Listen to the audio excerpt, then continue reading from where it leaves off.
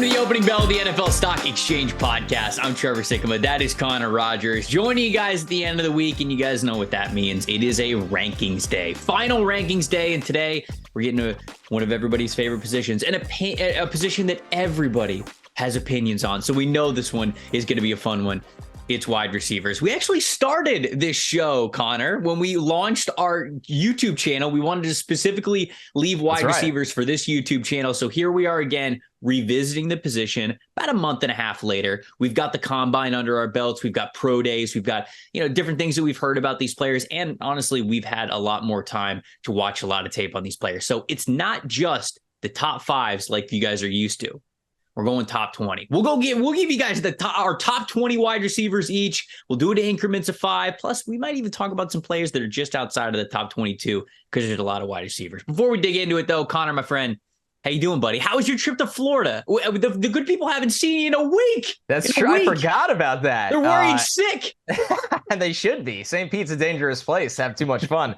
Oh, man, it was awesome. I love it down there. And I'm not the, biggest run to Florida whenever I can guy, but I loved St. Pete. It was awesome, man. Fun nightlife, beautiful. We had a great house. It was my buddy's bachelor party, and I really want to give a big thank you to Danny and Ben for jumping on and doing the mock draft. That was awesome. That was fun. To continue that series. I know everybody loved the little throwback of Locked On NFL Draft with you guys, which was freaking awesome to see. So it's been great, man, but I'm excited now. It's kind of like full throttle. You and I were joking off the air.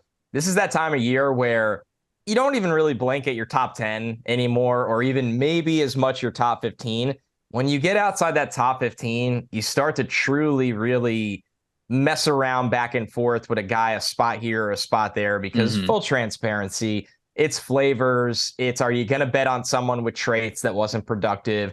Are you going to bet on somebody that doesn't have traits that was productive? It's just a matter of really making your bets, throwing your darts. So there's not intense arguing. I'm sure over the internet there always is, but intense arguing over the outside the top 15. Right. But it is fun to discuss these guys and see who can kind of shake free and hang on to an NFL roster and continue to develop. Shoot, man, I'd even say going all the way into the top 10 a little bit, you start getting into the flavor, right? Because yeah. I don't want to say that it's a bad wide receiver class, but it's definitely not the classes that we've seen before where it's like we got studs for the first 8 picks. It's guys that for sure are going to produce the NFL level. Doesn't matter what team, doesn't matter what scheme.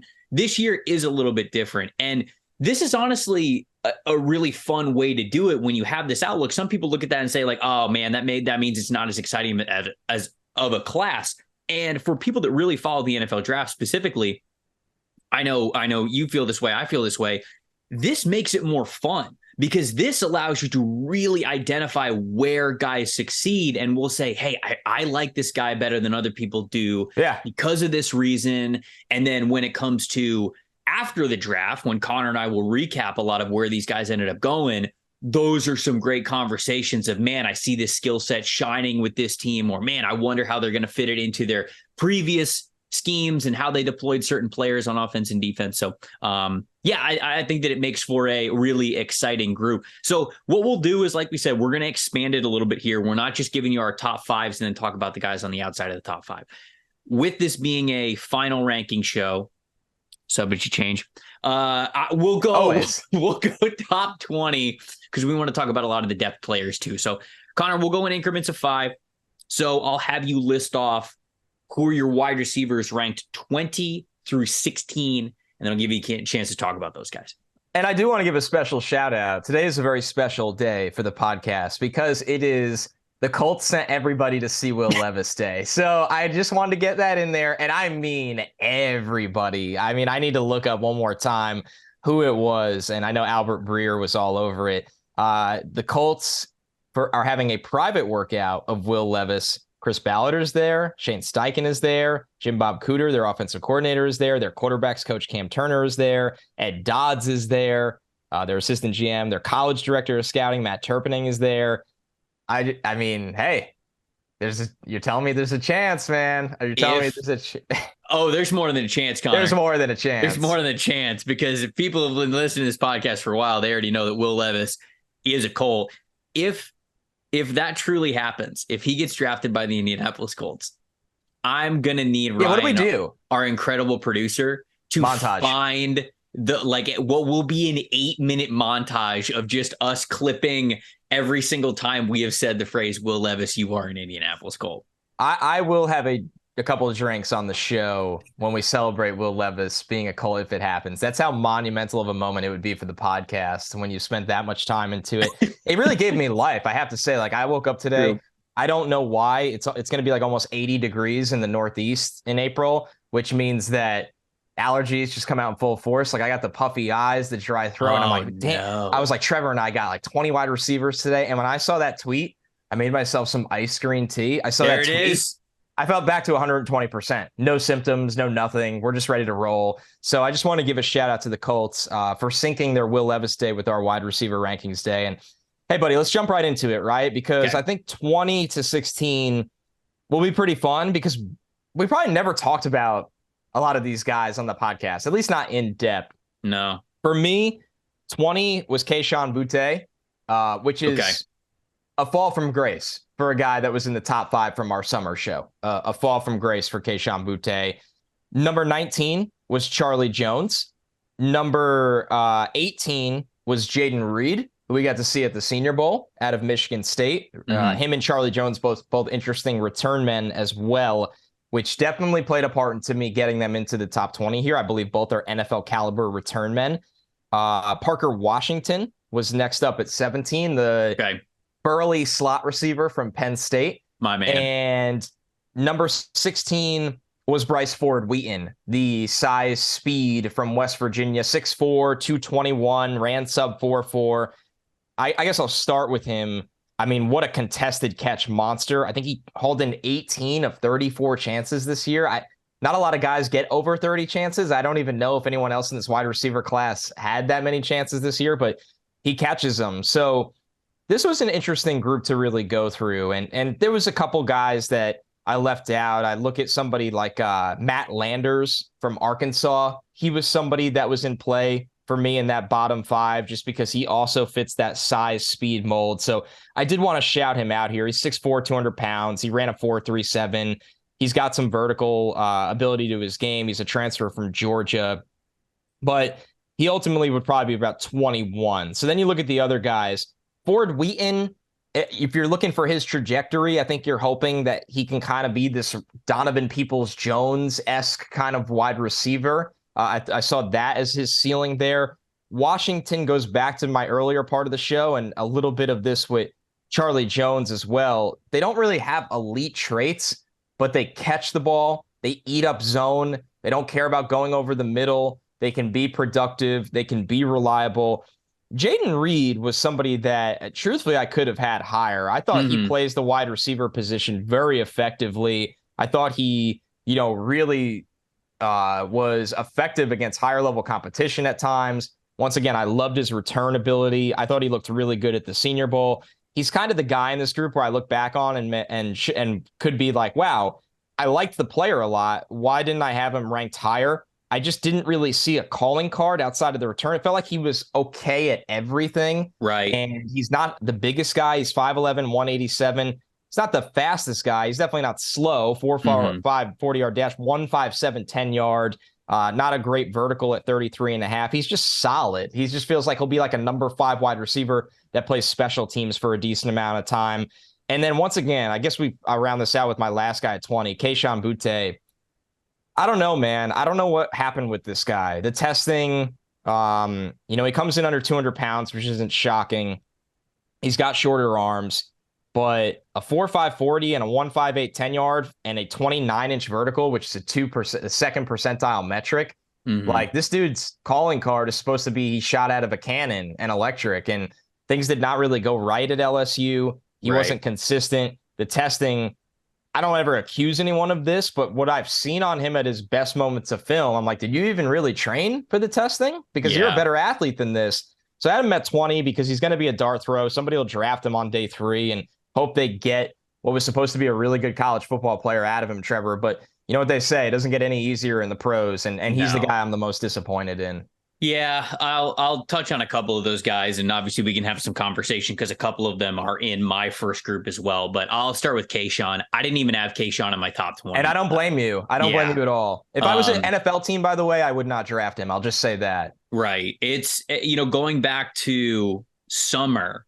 And I don't say this to like say it as like an I told you so, but you remember when we were going through summer scouting, Oh, like yeah. I was skeptical about Kayshawn. Like I went back Mhm. and I watched Kayshawn's games and I'm like, man, a lot of his production is after the catch stuff, but it was more like, okay, contested catch, defender falls down. Now I'm running for an extra 40 yards or something like that. Or blown coverage. Like he's just wide open, catching the ball. There's nobody even close to him. And he's just running for miles. He had that stretch of 5 games where I feel like he had over 1,000 yards in just those 5 games. I think it was in his freshman season going into his sophomore season. But man, when I watched him this past summer, I didn't think I saw the athlete that everybody else did.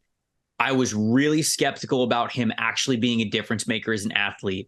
And now that I see his combine performances and I see his combine numbers, you go back and I watched the tape again, obviously over the last couple of weeks to rank him. And I'm like, I don't see a good athlete. I just see somebody who had insane production over a 5-game stretch.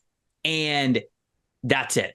Now, like it was literally just that window in time, and he really has not been a big difference maker outside of that. So even with like what happened, the fact that he went back to LSU and then he was in the draft and everything that happened with that, and then obviously there's the testing that was middling. Like I didn't have him in my top 20, and I agree. This is not a player that I would draft, and if he proves me wrong, and I sure hope he does. Then great. It's just right. Well, then I'll be it wasn't wrong very on hard. it, but right. So I had him just on the outside of the top 20, but I did not have him in the top 20. My 20 guys, I had Charlie Jones at number 20 as well, which I was really shocked with.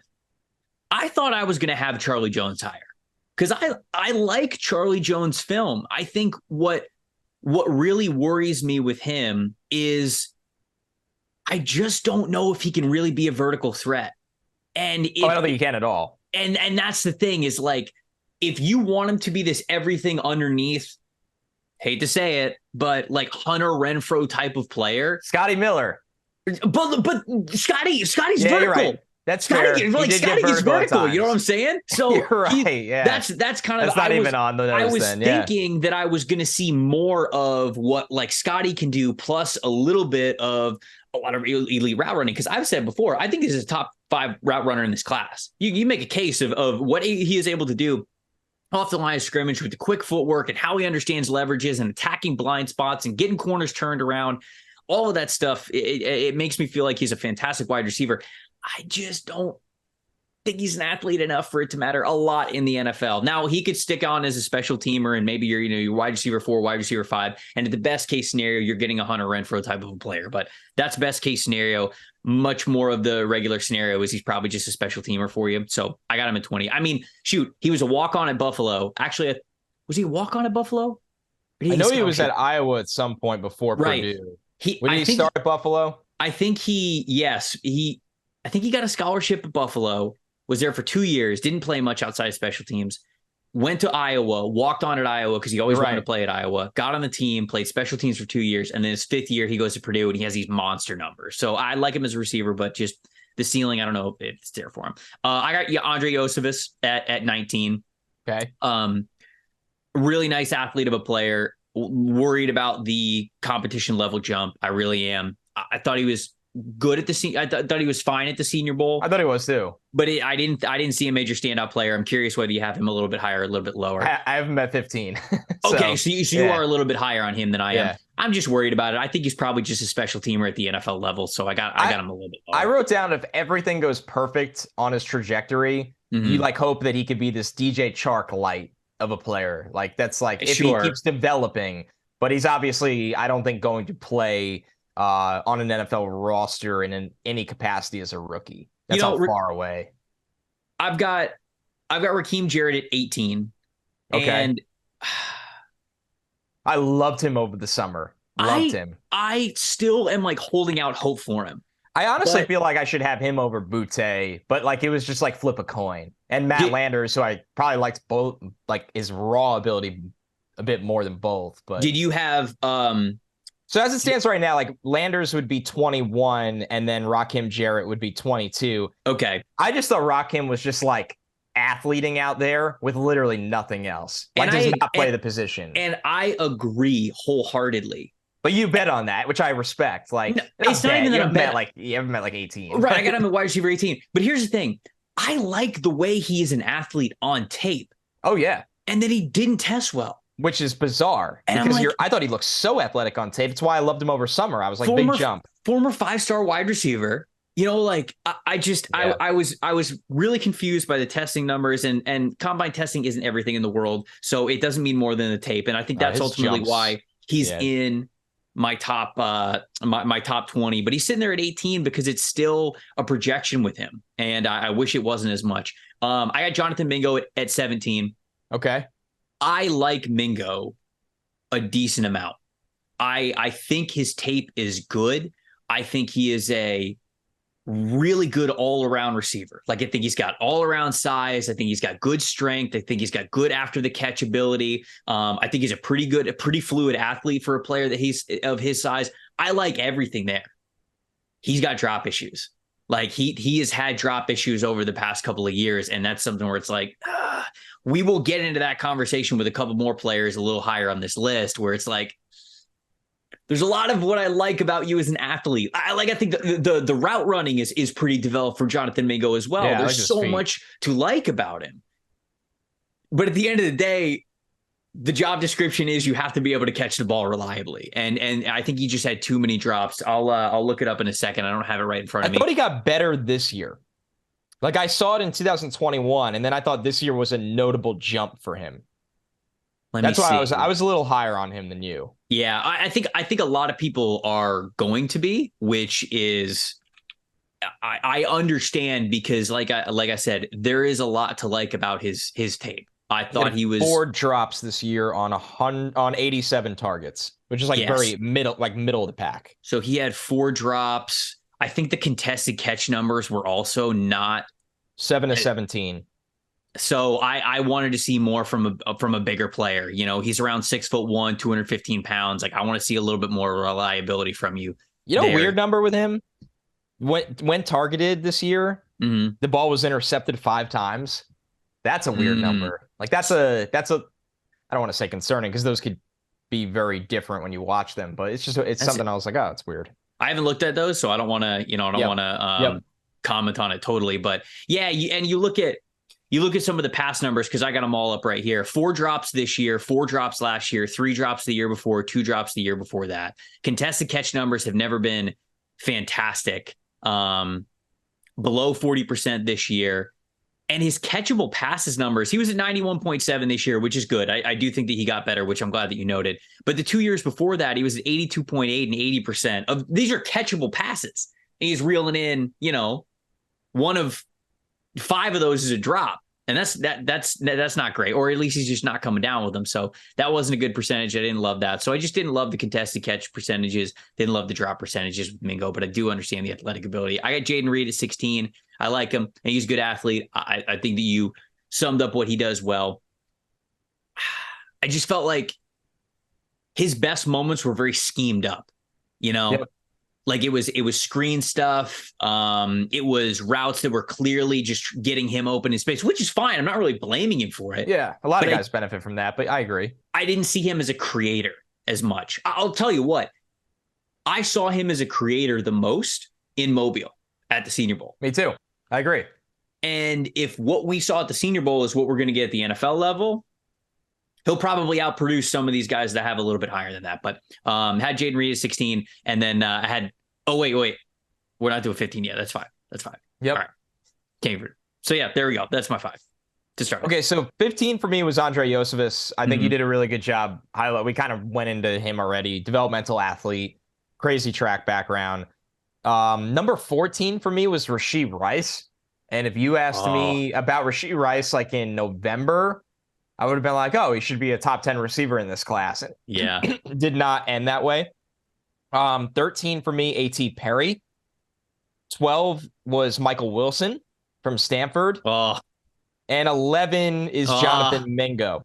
So I guess we'll start with Mingo and work our way down. I thought the hands got better. I thought that he's a unique player in this class because of his size. He lined up all over the place. He can kind of be this like smaller Alan Lazard. I've seen some people throw around Quincy Enunwa as a comp for him because he's so thick at 6'2", 220. Massive, massive hands. Good speed at 4.46. Good vertical, 39.5. I wrote down he made some spectacular catches this year. Only one productive season in college from a receiving standpoint. He played 35% of his snaps in the slot this year. They really just try to get him quick catch and run targets because he's kind of that big train rolling down the tracks when they can get him in that way across the formation. I wrote that he doesn't play fast, but his footwork is polished and near pro ready. He's not going to run away from NFL DBs, but he can win with nuance and utilizing his frame more. So I thought Mingo was pretty effective. I did end up liking him. And then you go down to Michael Wilson. And as everybody knows listening to this, I factor in injury history a lot into my evaluations. It's basically like why I was out on Caleb Farley. It's why I didn't have Stingley as the top corner last year. Like it just is a big part of evaluation process for me. I loved watching Michael Wilson. I loved watching him play. I thought he's ultra competitive. He's one of the best run blocking wide receivers in this draft. He doesn't have long arms, but he maximizes his catch radius. Yep. He runs, pretty efficient routes. He can go up and win the football. He was great at the Senior Bowl. The bottom line is, since 2020, so 3 seasons in a row, he has not really been able to play a whole lot. And when he plays, he's really good. And he's somebody that I would want on my team. I just don't know the world that a guy that has not really been able to play a full season for 3 years in a row, or really even close to that, it gets better at the next level. And I hope it does. And I hope he's a top 5 receiver from this class, because if he was healthy in college or missed 1 year, like he just missed 1 season, he's a top 5 wide receiver in this class. So having him at 12 kind of sucked because I loved watching the player and I hope things start to go his direction. A.T. Perry, I feel like I'm kind of low man on him in this draft. Where do you have him? What number? I have him 13th. Why do you laugh? You do too? No. Okay. So. But he's close. Okay. Here's the thing with Perry. Yeah. I don't think he plays to a 4.47. He's got a big catch radius. He's going to be able to be a possession receiver at the next level. Big-bodied, long arms. His routes are delayed, lumbering acceleration. The 1.59 10-yard split tells you that. It's a 33rd percentile. He's got build-up long speed, but the short area is not quick. He can run through arm tackles off screens. I thought he dropped a lot of passes that were just concentration drops.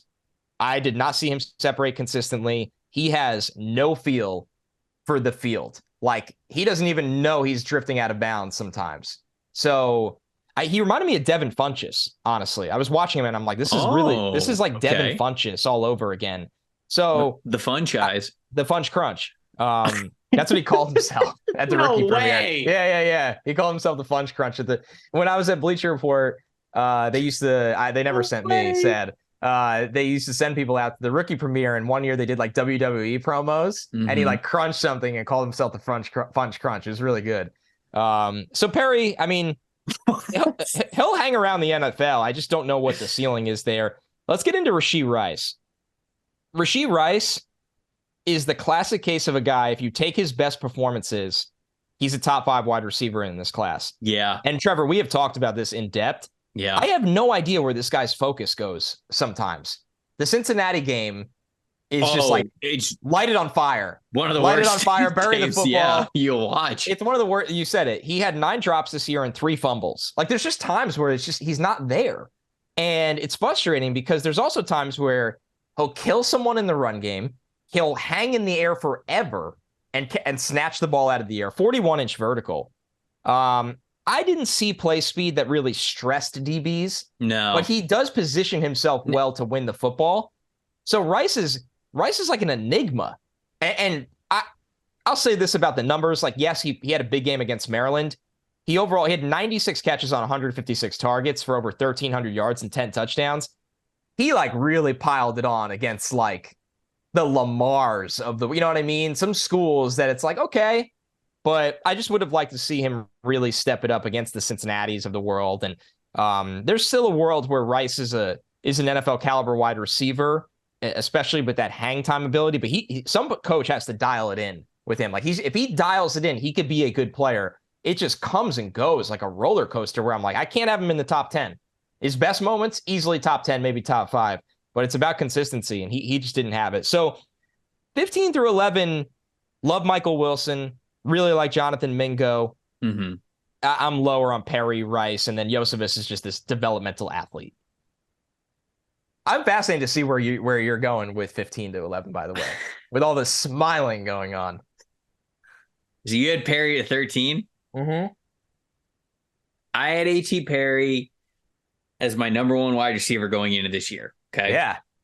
Did you walk him off the plank? You are higher on him than I am. That's wild. What a world what a world we live in. Okay, so I don't even think I watched him that much over the summer. I didn't think he was this big prospect. 15 to 11. I got Parker Washington, my boy. Okay. 15. Yep. Well, we talk a little bit about Parker Washington. Yeah. I wanted to be higher on Parker Washington. I wanted to have him higher than wide receiver 15. And I watched the tape, man. I watched it. And I wanted to be higher on him. Our Husky slot receiver. But I couldn't do it. I just couldn't do it. And I'll get into it a little bit. At 14, I have A.T. Perry. Okay. So we see him eye to eye. At 13, I have Xavier Hutchinson from Iowa State. Yeah, he's solid. I didn't have him in the top 20, but he is solid. I just think his play speed concerned me. And that's the thing. Yeah, I don't think he can run. I think Xavier Hutchinson's ceiling, very limited in the NFL. Yeah. Floor, pretty damn high. He knows exactly what he's doing. He knows how to win to the receiver position. And you know what? Maybe that'll wash out. Like maybe that will wash out. But of the guys I have a little bit further down on this list, there are either athletic traits or measurable traits or just play style things within their tape that I could see as complete deal breakers. I don't really see a deal breaker in Hutchinson's tape other than the fact that he's not super fast. Like he's just not super athletic. But I mean, he was a Biletnikoff finalist for a reason, man. He's super, super productive. I think he's a natural. I think he really is. He's just not a great athlete. 12, I have Marvin Mims from Oklahoma. And then 11, I have Rashee Rice. So I'll do the A.T. Perry conversation, and then we'll dig into Rashee Rice. A.T. Perry, I thought you set it up very well. He doesn't make sense. Like you see his measurables and you go, oh, okay, this is a big body possession receiver. And then you look at his numbers over the last 2 seasons. He's had 8 drops, 9 drops. Contested catch percentage for him has never been above 37%. It's been 37% or below. And his catchable pass percentage was 84.7 this past year, which is just okay. Like I want my wide receivers that have catchable passes come to them. I want that number to start with a 9. Start with a 9. Be reliable. Your job is to catch the football. His career best was an 84.7 this past year. Last year it was a 78.5. The year before it was a 76.2. He drops the football, man. There are some times when he will extend his catch radius to be crazy long, and he can reel in the football, or at least like make it look like he almost had a chance to reel it in. You go, this is the dude, right? Look at the height, look at the length, look at the catch radius, look at everything. And then there was you over the summer. And then there are times when it's just like he just drops the football. Yeah. Easily. It's concentration. And it's not, and sometimes it's not even contested catches, which I don't think he's super reliable at contested catches either, which is, look, the reason why I think I was fooled with A.T. Perry is because, one, there were a lot of deep passes that he was able to catch because he was able to get behind defenses. But I was somebody pointed this out to me, and you can't unsee it after you do. He pushes off a lot to create separation.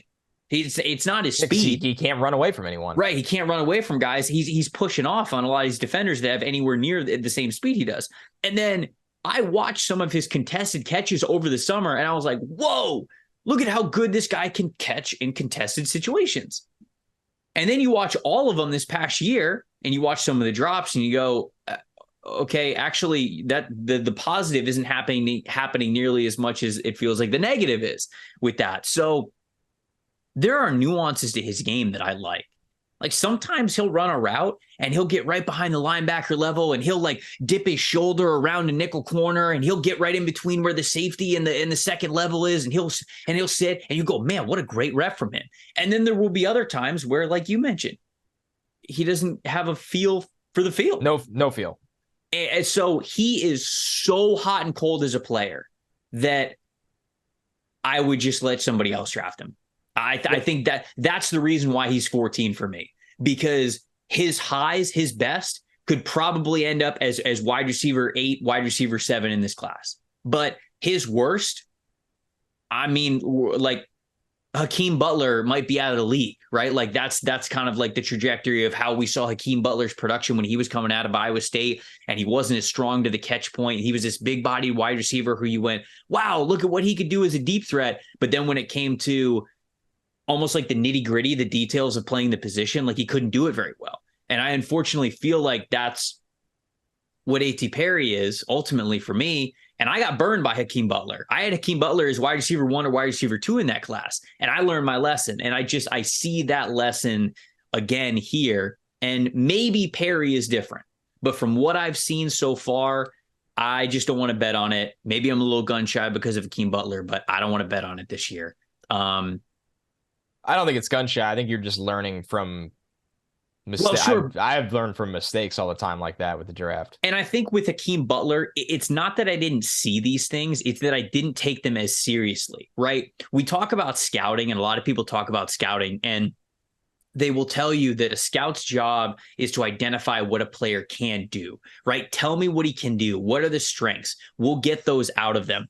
And I many years ago when Butler was coming through the draft, that was a big focus of mine. I was big on just what can he do? What can he do? Yep. I didn't take seriously enough the deficiencies of what you need to do to get on the field, to stay on the field, to play complementary football, to help out your team and do the little things, not just the big things. Because I think Hakeem Butler did the big things really well, and he just didn't do the little things really well. And I feel like there's too much of that in Perry's tape for me to be all in on him. Like I was at the beginning of the summer. Last one that I'll talk about here in this list is Rashee Rice. Rashee almost needs a complete reset to me. Rashee is a 6 foot, 200-pound receiver who plays like he's 6'4", 220. You know, like remember when you and I went to the Senior Bowl, we were standing on the sideline and we were like, does Rashee Rice look small to you? And I think everybody at the event was like, Rashee Rice is standing next to these other receivers, and like he's smaller because SMU had him listed at like 6'2", 205. He gets to the combine and sure enough, he's 6 feet tall and right around 200 pounds. So he's a little bit lighter and he's a lot smaller. When you watch this guy's tape, you mentioned some of the best moments of Rashee Rice on tape are of him mossing dudes. Coming off the line of scrimmage, getting into guys' bodies. There's a jump ball. He goes up and gets it. That's why his tape against lower competition looks so much better than it does the other teams, because his style right now is he's trying to play like he's 6'4" and he's 6 feet tall. And in reality, what Rashee Rice actually brings to the table is speed, explosiveness, playmaking. So when I watch him try to eat up press coverage or try to get off the line of scrimmage, he's doing it physically first. That's not his game. That's not his strength. No, you're right. And you could do that at SMU. You probably can't do that in the NFL. Right. So it's the reason why I still have him a little bit higher than you do is because I still think there's a good athlete in there. Like, I still think he made some really nice catches through contact. I still think he's got really nice explosive skills off the line of scrimmage. But when you start recognizing little details about his game, then you go, oh, wow, SMU had him off the line of scrimmage a lot. Now you see why. Because he's not 6'4", because he's 6 feet. So they had him off the line of scrimmage so he didn't have to deal with press coverage nearly as much. And when it came to him getting vertically up the field, you could physically see him instead of trying to blow past somebody or use his speed to stop and start or really put his foot in the ground and change direction, he's trying to box out and body these guys as if he's 6'3", 6'4". So I still like Rashee Rice. I just think he has to be almost a totally different receiver than what we saw at SMU. And that is a dangerous game to play, to go into the NFL and ask somebody to hit ground zero and become a different type of wide receiver. So the reason why I have him at 11 is because I can see a world where he's still a good receiver, but it's not going to look like the world that we saw with him wearing an SMU jersey. So that was my thoughts on Rashee Rice. And I'm with you all over there. It's a big transition for a guy that was so productive at the college level. And I think it'll be interesting to see how people stack him up, because if people believes he can still play that way and make that transition, people will have him as a top 10 receiver. Right. I think you and I are a little, cooler on that side of it, where he didn't stack up that way for us. So, okay, 10-6 here. Yep. And this is where you get a lot of the household names that you guys have heard us talk about before, but it's good to get our finalized rankings, of course, on the podcast. So 10 for me, favorite of the pod, Tank Dell, current member of the Cleveland Browns. Okay, all right. Tank Dell comes in at 10. Use your Cleveland Brown, Tank Dell. Cleveland Brown, Tank Dell. Number 9 for me, Tyler Scott from Cincinnati. Okay. Number 8 for me, Marvin Mims, maybe the most underappreciated receiver in the draft. Yeah. Number 7 for me, Josh Downs, the steady Eddie of the draft. Mm-hmm. I mean, damn well what you're getting if you draft Josh Downs. It's just a matter of where you're comfortable taking him. And then number 6, maybe the biggest surprise on my list, because he was higher in my top 5, but some things have changed. Number 6 is Jalen Hyatt. He did not make my top 5 and is clearly not even the highest ranked wide receiver on his team in this draft class. Oh, you didn't say Cedric Tillman's name yet. I did not say Cedric Tillman's name. So, and you know how much I liked him when we did the last wide receivers episode. Uh-huh. So for me, there wasn't a guy on this group that I didn't like. It's more about like trying to figure out limitations, right? Mm-hmm. So sure. Tank is an outlier on size. He's light. He's small. The Houston offense did a great job putting him in motion and getting all these manufactured touches. But I'll say this with Tank. He also won on his own down the field. Head and shoulder fakes, tracking the ball. I mean, I would not bet against catches too. It was wild. Yeah, like he's a really good player, Tank Dell. Yeah. I do wonder how there's just not guys that are top 3 receivers in the NFL that are 165 pounds. There's not. None. Yeah. He will be a groundbreaking prospect if he hits. Mm-hmm. For me, that's why I had him at 10, because I'm a little like, okay, I love the player, but this usually just doesn't work the way people hope. But I think Tank Dell has a chance to break that mold, because he does have polish in his game. He's not just this like little athlete out there.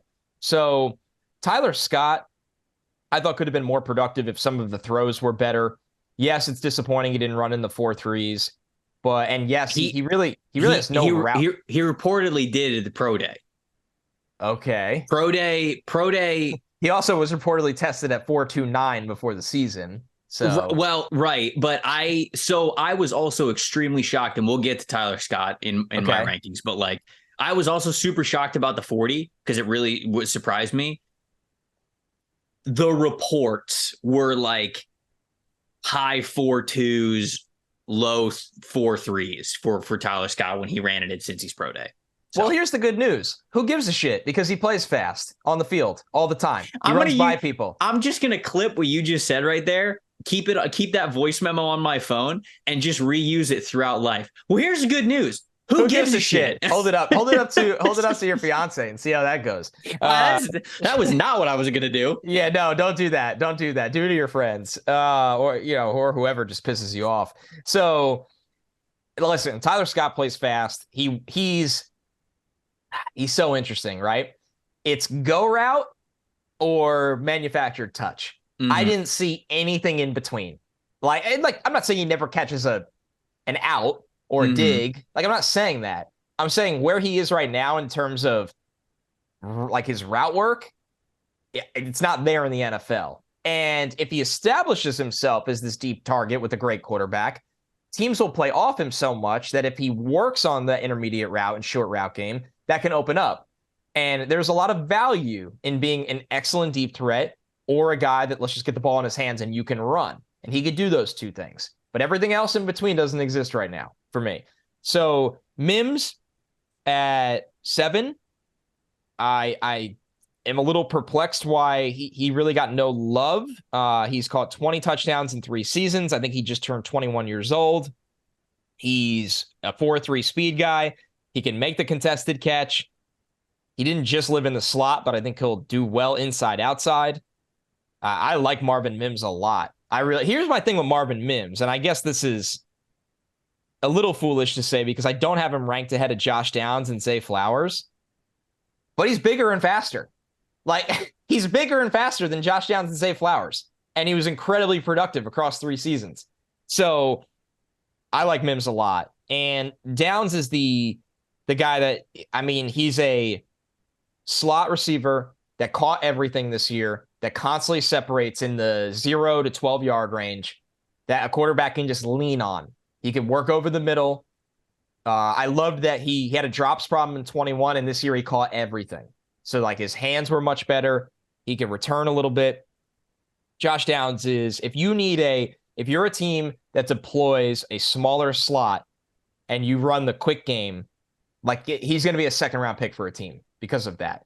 Mm-hmm. So then Jalin Hyatt.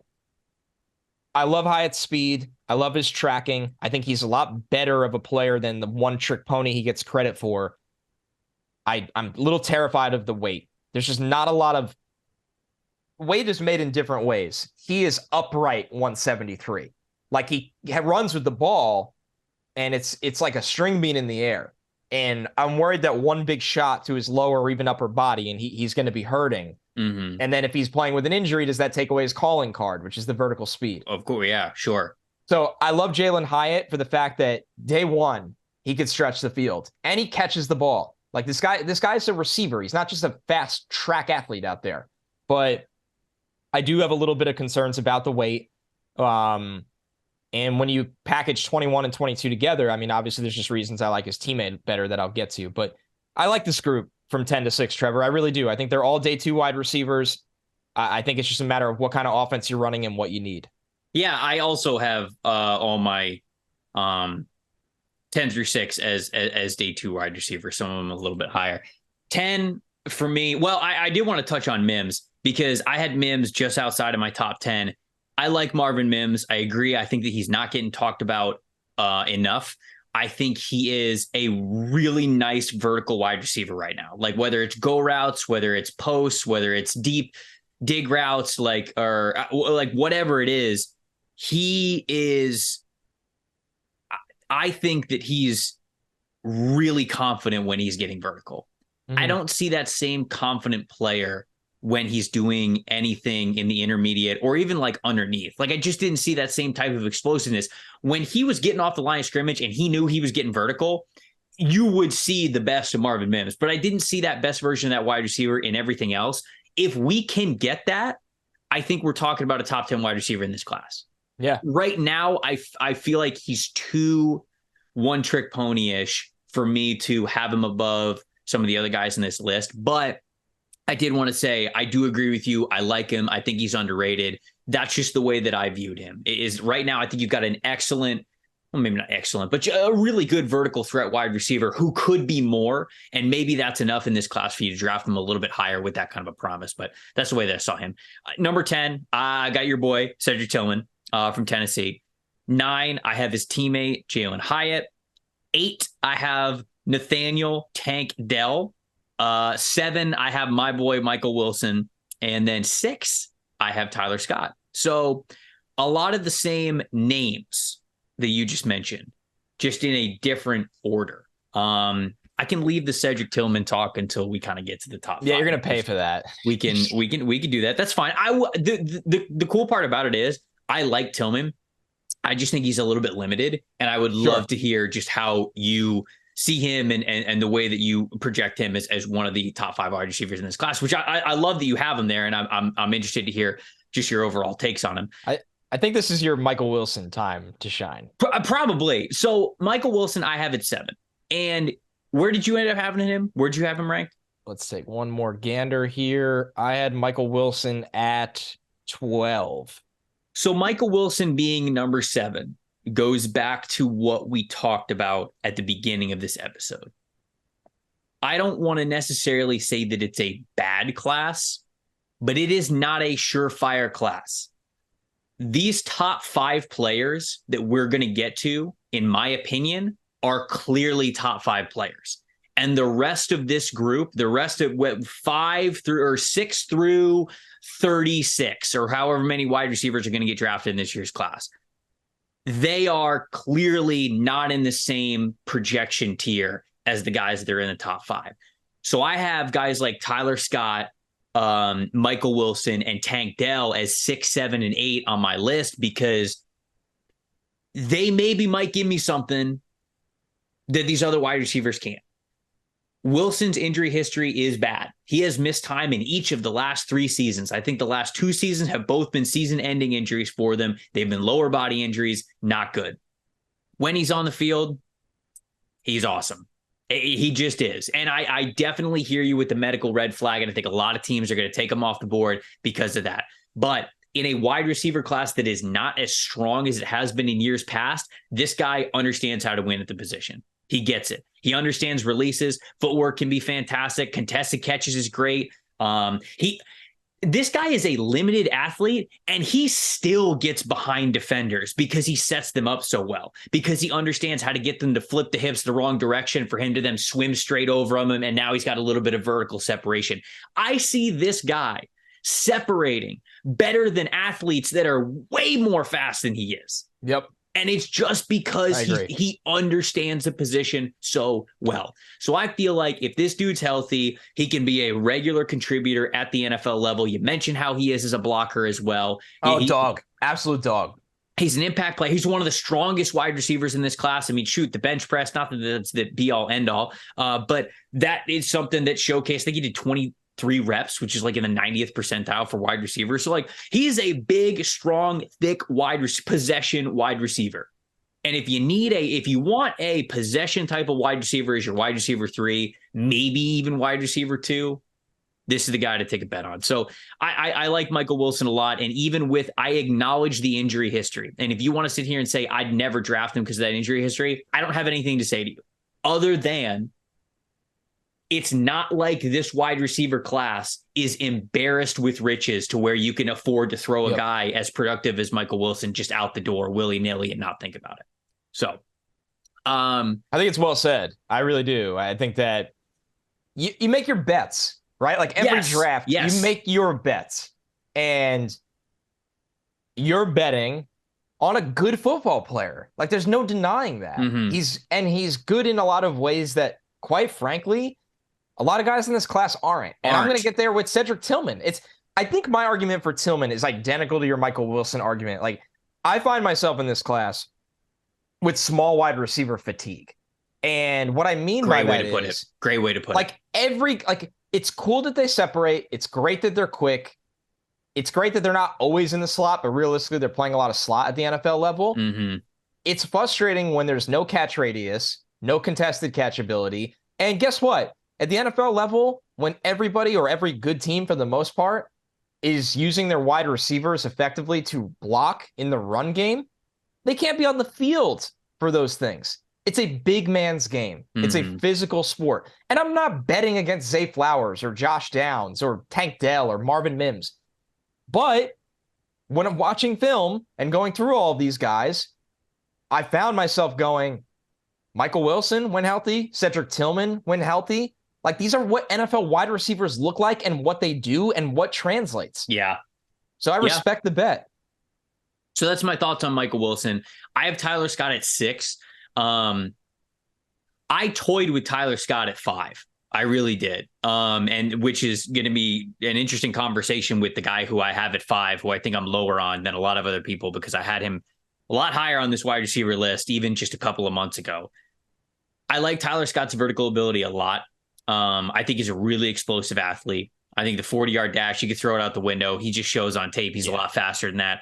The area that worried me the most with Tyler Scott is I feel like he's a little stiff.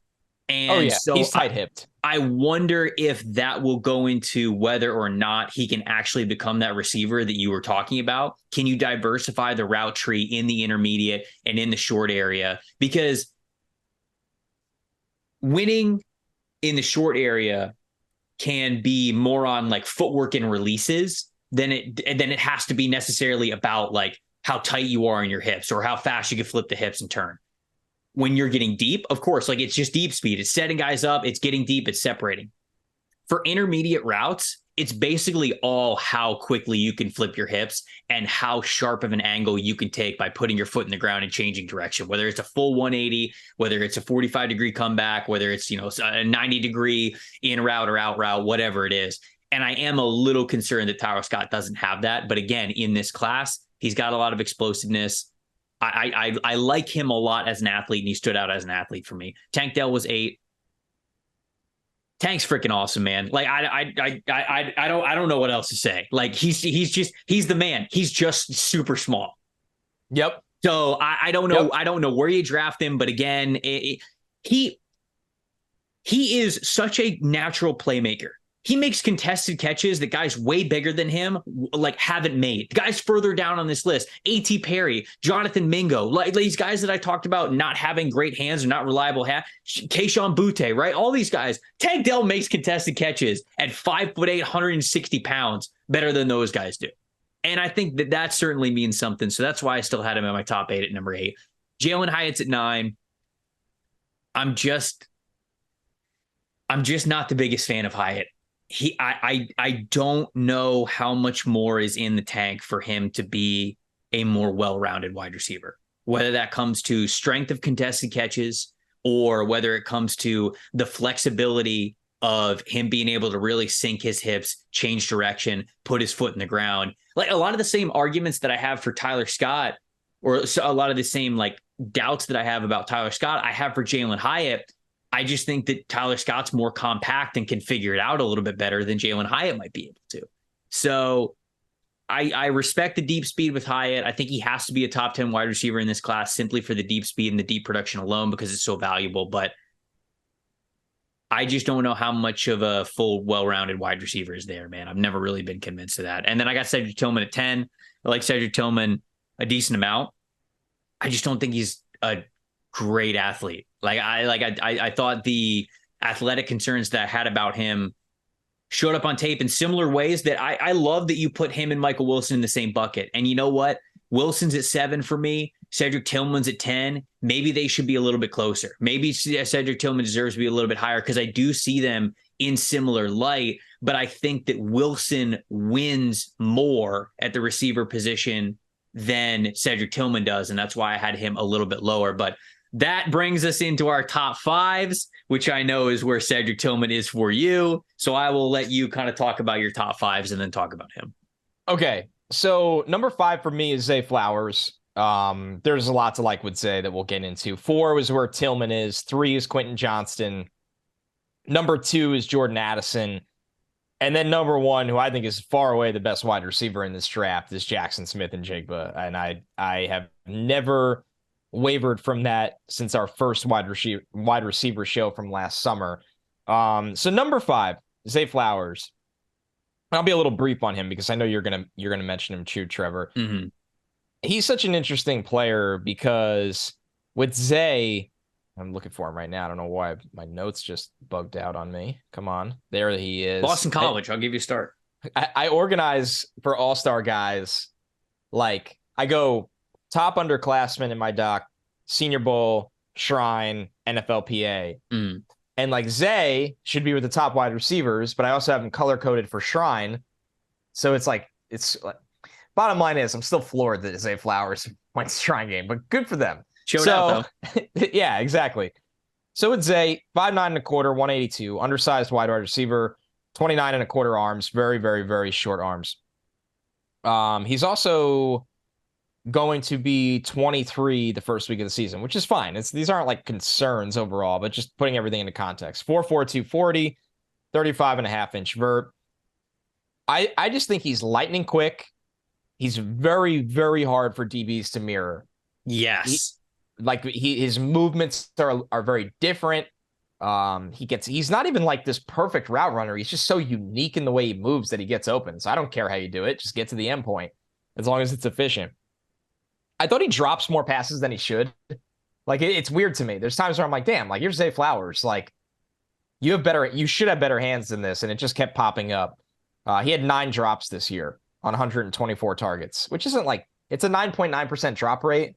It's not average. It's a little worse than average, but it's also not like, whoa, this is an issue. And I'll get to one of those in a second. So I like Zay Flowers.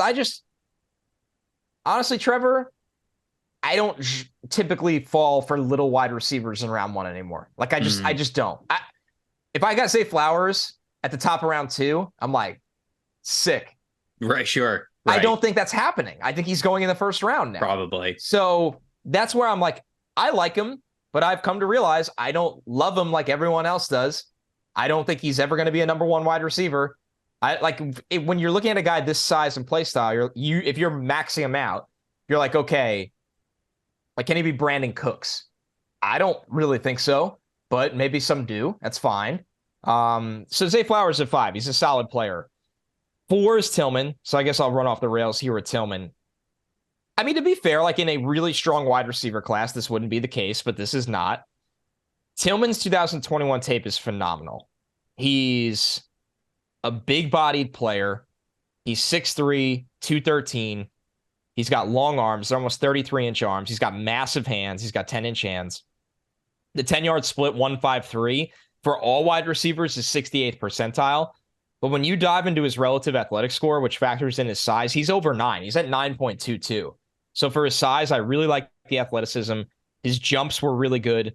The vertical, 37 inches is pretty good. Broad jump, 128. That's really, really good. He's got hang time.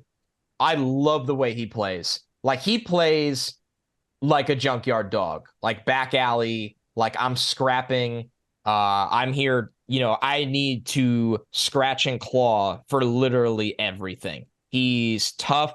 He's got a little nasty in him. I believe he has NFL bloodlines too. I need to double check this one more time. I thought he has family that played. I need to double check that one. But with Tillman, he's done it against the best competition. I've seen him do it in the SEC. I've seen him do it against Alabama. I've seen him do it against Georgia. I think he was really, really hurt this year and came back when he shouldn't have.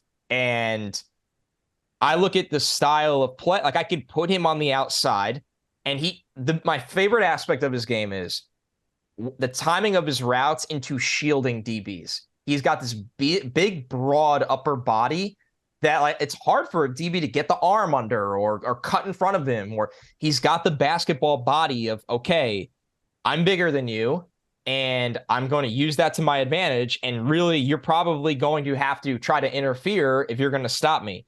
Big catch radius. With the ball in his hands, he's got a nice blend of, I can make you miss, but I'm also going to drop my shoulder through your face mask. And this is NFL football. Like, you're on the outside. You're smaller than me because you're a cornerback. He's 6'3", 213. I think he plays bigger than that, honestly. Like, full health, full training. I think this is a guy that's going to hover around 217, 218. I see a physical football player that plays above the rim, that has enough athleticism, and has phenomenal hands. He plucks everything. Like, the ball just sticks to his hands. There's a lot of this in this class, or adjustment, There's or the way body. Too much body catching in this class, man. Across the board. That's not him. Everything is just clean. I'm with you, Trevor. Like, he's not going to run by a ton of people. He's not this, like, he's not very shifty. He's more shifty with the ball in his hands, but not pre-catch. Mm-hmm. But I saw him as a number 2 on the outside. And I can't say that about a lot of guys in this draft. Yeah. I really can't. But the caveat is, the ankle this year was bad, and if he can't stay healthy, it's going to be an issue. But and one more, he caught 13 of 18 contested catches in 2021. I need to watch more of his 2021 stuff. It's honestly, if you want to, because if you're like, I might be low on him, just look at that. I think this year is kind of throw it in the trash. Like, the ankle was really bad. That's fair. I think that's completely fair. I remember watching some of his 2021 stuff in the middle of the season because I had heard people give some buzz to Cedric Tillman. I watched some of his 2021 stuff in October, November, but honestly, for his film evaluation over the last couple of months, I've only watched this past year's. So I will go back because you're right. If he was playing hurt, that would definitely explain the gap that you and I have in how we see this player. Because I watched this past season and I watch a guy that really struggled to turn, to move, to plant, to explode. Yeah. And I did. I just saw a guy who was like, okay, this is almost like it's like a Kelvin Harmon type of player who I liked. Me too. I felt for Harmon. But Harmon ends Hopefully up, it's not that again. Right, like falling to the wayside. And so if he was playing hurt, and he's actually not that kind of guy that we saw over this past year, then maybe there is more in the tank there for him. So, all right. That's. I won't go long on the other three. Okay. Quentin Johnson, Jordan Addison, Jackson Smith-Njigba. We talked about them a million times. I will say it's interesting to me. Quentin Johnson is 6'2" and 3/4, 208. Tillman is 6'3", 213. Like we get this, like, Quentin Johnson's massive. Like, he's huge. And it's like Cedric Tillman's bigger. I just want that to be known. All right. Okay. And I had Johnson ahead of him because I'm a coward. Was that it? Was that all you want to say about the top three dudes? A couple comps: Tillman, Cortland Sutton, Quentin Johnson. Can I ask you about Addison?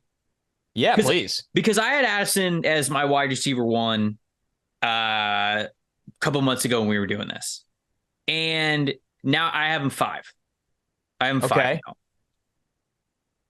I'm terrified about the play strength, man. I mean, he's tiny. I just am. I mean, since we did our wide receiver rankings in the early parts of February, came out to the combine, and Addison, make sure I get this right. Addison's measurables were 5'11" and 1/8. Okay, 26th percentile, 173. I did not think that he was going to be 173, third percentile, and ran 4.49, which, okay, it's not that bad of a time, but if you're 173, you've got to be flying. Yeah. So I look at Jordan Addison, who I have at 5, and I also had, hold on, I got a million tabs up right now. It's tab mania this time of year. Hell. He only had 2 drops this past season. 10 the year before. He had 11 the year before and 10 the year before that. His contested catch percentage this year was 20%. He only caught 2 of 10 contested catch opportunities. Last year, he caught 16 of 30, which is actually super impressive. And the year before, he was 7 of 16, which is, again, decently impressive. But, like, this is one of the best route runners in this class.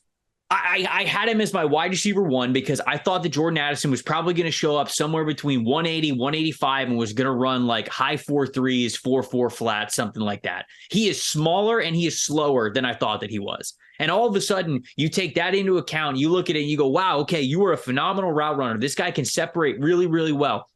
But Addison is basically putting himself in the same conversation that, like, Tank Dell is, that Jaden Reed is, that Parker, well, not Parker Washington because he's completely a receiver, but like Tyler Scott, right? Like, I can't put Jordan Addison that much higher than these dudes because they're all going to fail at play strength, I think. He's not going to be able to get off press coverage if people are able to bully him if he's on the line of scrimmage. He's not going to be able to really physically box players out if there's ever a catch point vertically. The way that he's going to thrive at the NFL level is he's going to create consistent separation because of just how quick twitch he is and how great of a route runner he is. And again, and maybe I am not taking that as seriously as I need to, but he's small. It's a big people's game. And when I looked at the other wide receivers that I have ahead of him, that's a lot of what I looked at. I've got Josh Downs at 4, and the reason why I have Josh Downs at 4 is because not only is he a great route runner, not only is he super shifty, his body type is a thick one. He's built well for a slot wide receiver, and this dude's a good contested catch player, right? If Jordan Addison's not going to have the strength, the size, or the length to play on the outside, guess what he's going to play, Connor? He's going to play in the slot.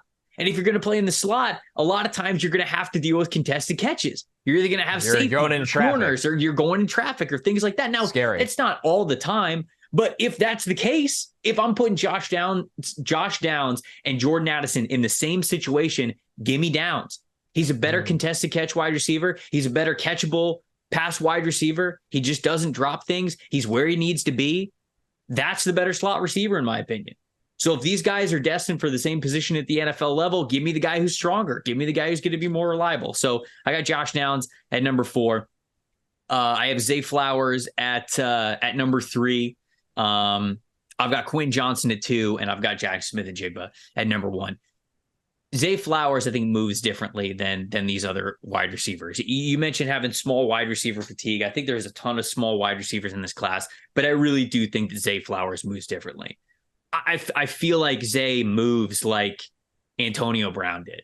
Now, Antonio Brown obviously was a phenomenal route runner. Like, he developed into a crazy good route runner.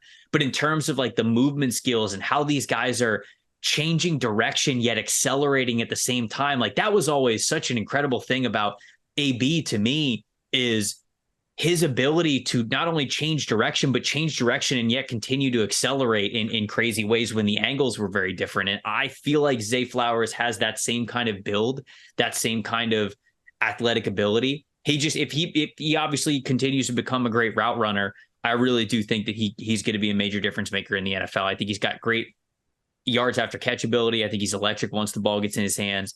And so I think that all of that is there for him. And I think he could be a good deep threat as well, because I think he's got the speed to threaten vertically. Did you know that Antonio Brown bombed the combine? Yes. I never knew this. Yes. I never knew it was like 0 percentile broad jump. Yeah. Is like 105 inches, right? That's what it is? Yep. I looked it up not too long ago. Because the combine. Because when I thought that Zay Flowers moved in similar ways to Antonio Brown, I was like, I wonder what Antonio Brown tested like. Dog shit. Like it's amazing he got into a camp. It's amazing. Connor, not only did he get into a camp, he was the best wide receiver in the NFL for 4 straight years. No question. He was the best wide receiver in the NFL. No question. Unbelievable. Mr. Big Chest.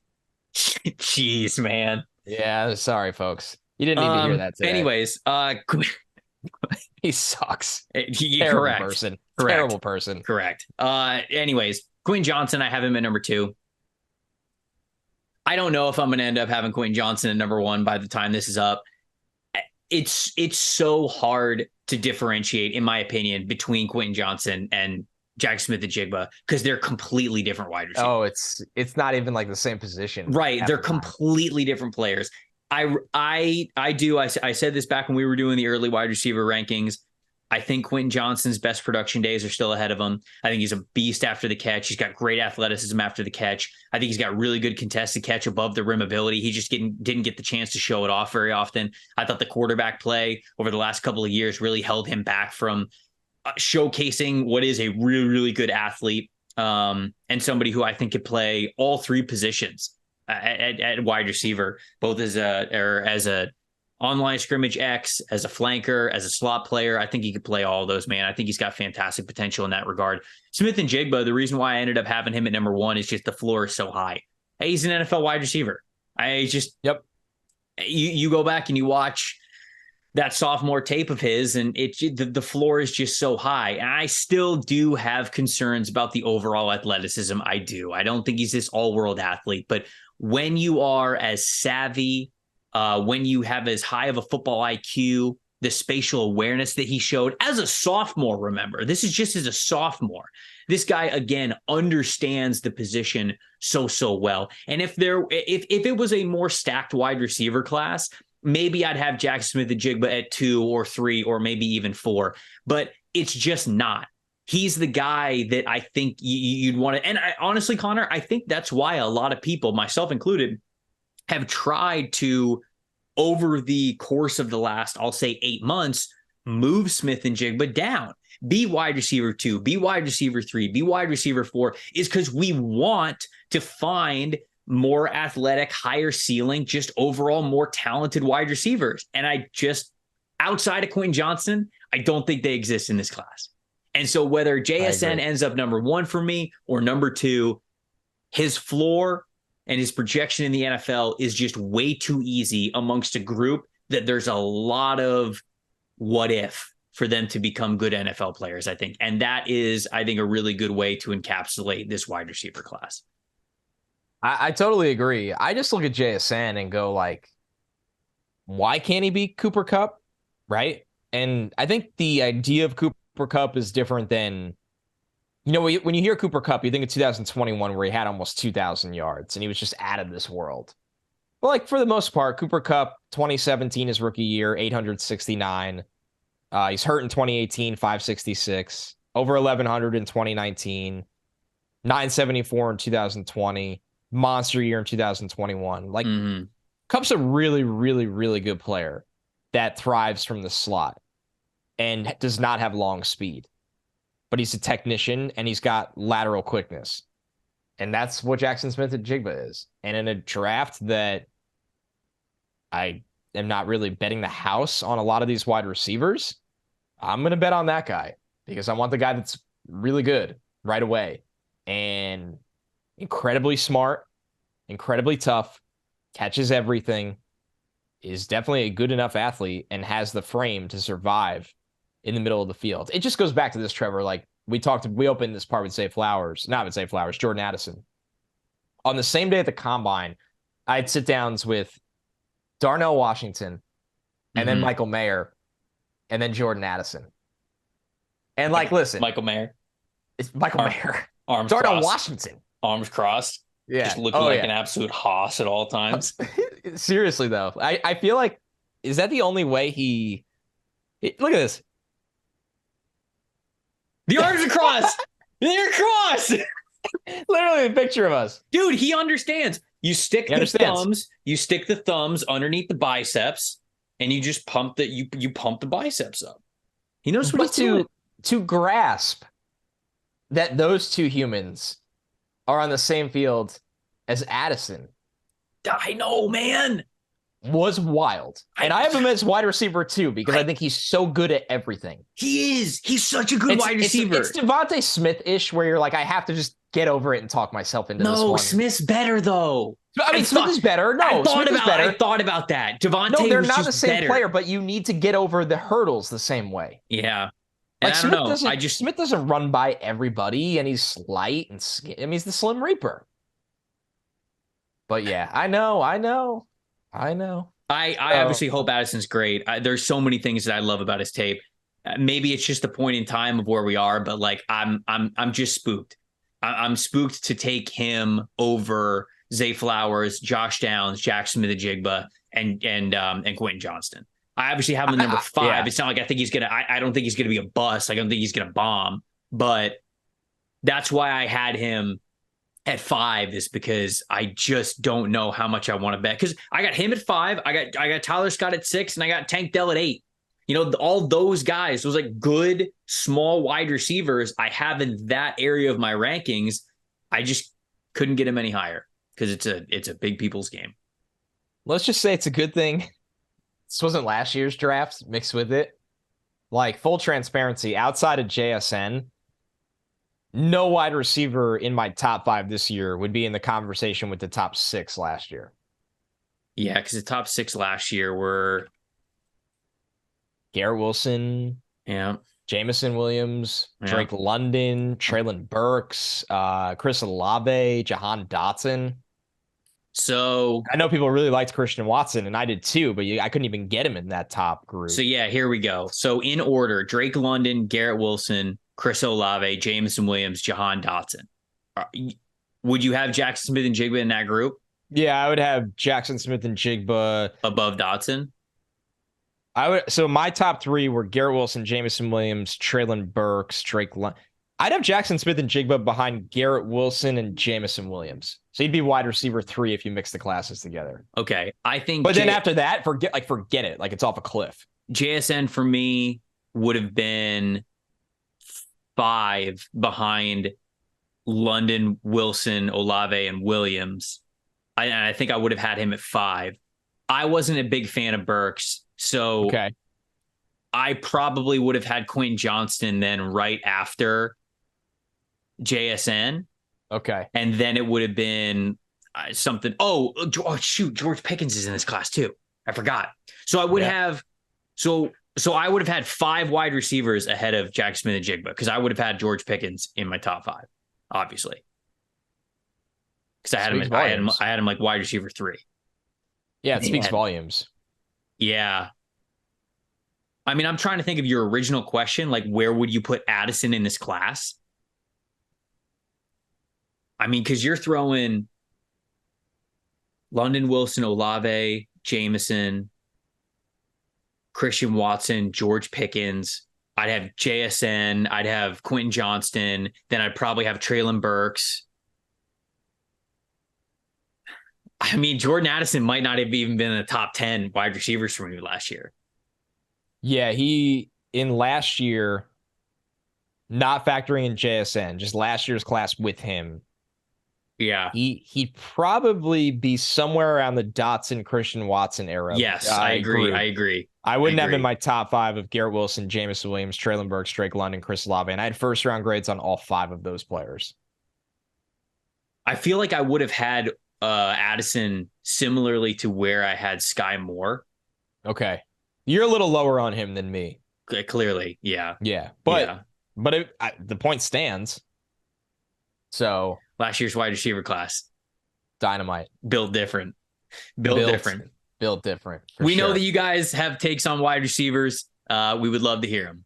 We would love to hear what your takes are on our takes, as well as what you guys think of this wide receiver class. Give us your scouting report on some of these guys. I'd love to see the comment section flooded with your top 5s, your top 3s. You don't have to go top 20, although if you want to give us your top 20, feel free to fire it off in the YouTube comments. That's the best way to get in on the conversation. It is a free country. YouTube.com/NFL Stock Exchange. We've had some phenomenal conversations with you guys over the last couple of weeks when we've started to do these final rankings as well as the mock draft episodes. So let us know what you think of these wide receivers. I think that this group is going to be very polarizing. I think a lot of you guys might be like, hey, you guys are crazy. Charlie Jones is a top 10 wide receiver. Like when it comes to his production, floor, he's going to be fantastic. Some people, like you said, might look at Rashee Rice and say, you guys are wild. He's a top 5 wide receiver. Yep. You may think that I'm crazy for thinking that Addison's the 5th best wide receiver in this class. You might have somebody like Cedric Tillman in your top 5, whatever it is. We want to hear from you guys. Let us know in the YouTube comment section. If you guys aren't big on YouTube, you can hit us up at Tampa Bay Trey, at Connor J. Rogers on both Twitter and Instagram. It's a good way to get on the conversation as well. It's a fun time of year to read you guys' responses and get to fire ours back at you as well. Next time you hear from us will be Sunday night. Tradition now, 10 p.m. Eastern on Sundays is when we're releasing the mock draft episodes. You guys have asked for it, and we are here to deliver. The Tailgate Boys are going to be back. That's right. Mike Renner and Austin Gale are joining us for the next edition of the Collab Mock Draft Series. It's going to be similar to what we did with the Bootleg Football guys, where it'll be 2-on-2. Mike and Austin will collaborate together, and they will go through either the odds or the evens of a full first-round mock draft, and then Connor and I will take the opposite. So it'll be a lot of fun. I'm looking forward to getting the 4 of us together. Obviously, a little bit different because Mike works for PFF. Austin works for The Ringer. Normally, it's people who are under the same roof, but obviously, you guys are big fans of theirs. The Tailgate audience was so ingrained into the PFF audience and the YouTube audience. So, shoot, as a former Tailgate listener, Connor, I'm looking forward to just getting Austin and Mike back together to hear their thoughts on the NFL draft. But it's going to be a lot of fun, man. I'm looking forward to it. And to see if they still work together well. There might be some rust. It's true. I mean, they don't get to talk. They don't get to work hand in hand every day anymore. So they might have some big time disagreements. Like with Brett and EJ, it's like they do this all the time. They made a doc for our show, okay, which was amazing. Danny and Solak obviously are under the same roof, like you said, Trevor. We don't know. This is like old timers day for the pod. We're gonna see how this thing goes. We did do a collaborative, I believe it was a mock draft last year with those guys, and it was a ton of fun. But I'm excited to get to talk with them again to allow you guys to hear their draft expertise as well. It's going to be a good time. Until then, I'm Trevor Sikkema. That is Connor J. Rogers. Thank you guys so much for listening to the NFL Stock Exchange podcast. We'll see you then.